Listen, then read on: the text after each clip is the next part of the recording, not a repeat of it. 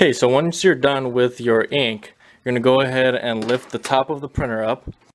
Alright, so once you get to this point, your print head will come to the middle. This is your print head. And you're going to lift the top of it up.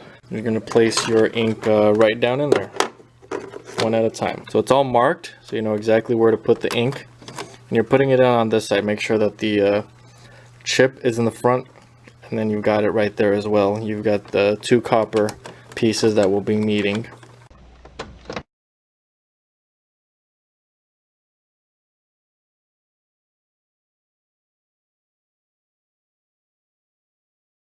Alright, and then you're going to go ahead and shut the top of it, and it is going to start setting up and initialize, so you go ahead and let it do that.